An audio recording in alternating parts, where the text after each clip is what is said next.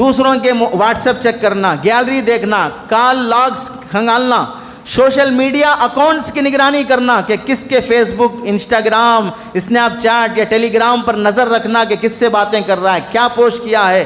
Number 3 status اور story کا جائزہ لینا، کس کے اسٹیٹس سے کیا مطلب نکال سکتے ہیں، یہ اسٹیٹس کیوں لگایا ہوگا، کس کی طرف اشارہ ہے، کس کو تانا دینا چاہ رہا ہے اور کس سے دشمنی دکھا رہا ہے۔ وہ یہ اسٹیٹس سے بھی لوگ ایک دکھ، خوشی، غم، غصہ سب سمجھنا شروع کرتے ہیں۔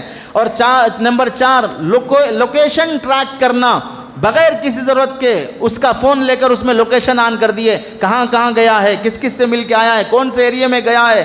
نمبر 5 اسکرین شاٹس لے کے محفوظ کر لینا کہ تاکہ لوگوں کو جب میرے کو یہ میسج کیا تھا، یہ آڈیو کیا تھا، وہ سب میرے پاس موجود ہے، جب آیا تو وقت آنے پر بتاؤں گا۔ نمبر 6 بلا ضرورت کے اپنے بھائی بہنوں، ماں باپ، دوستوں کے فون کے ہر میسج اور ویڈیو چیک کرنا کہ کون کون سے ویڈیوز دیکھ رہا ہے، کیا میسیجز اس کے فون میں ہیں۔ واٹس ایپ گروپس میں کھوج لگانا کہ گروپ میں کون ہے، کس سے اس کی دوستی ہے، کس سے کال پہ جھگڑا چل رہا ہے، کس سے چیٹنگ پہ جھگڑا چل رہا ہے۔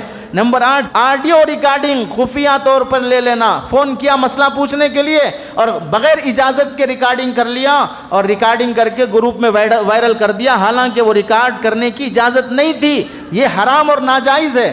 بعض مرتبہ چلی چلائی ہوئی خبریں، جھوٹی پکی کچھ ہے نہیں معلوم، ان خبروں پر بھروسہ کر کے لوگوں کو بولتے پھرنا۔ جب ان سے پوچھے بھئی آپ کو پکا معلوم ایسا ہوا ہے؟ نہیں، میں تحقیق کر رہا تھا ایسے ہی۔ یہ تحقیق کرنے کا طریقہ ہے؟ تمہارے ابا حضور نے کہا کہ تمہیں تحقیق کرو، کسی نے بولا کہ تمہیں تحقیق کرو؟ دوسروں کی طرف سے پھیلائی گئی غلط باتوں کو عام کر دینا، اور جب اس سے پوچھا جائے بھئی کیسے عام کر رہے ہو؟ نہیں، میں ایسے ہی پوچھ رہا تھا، میں نہیں بول رہا تھا۔ یہ ہیلے بہانے کرنا یہ بھی حرام اور ناجائز ہے۔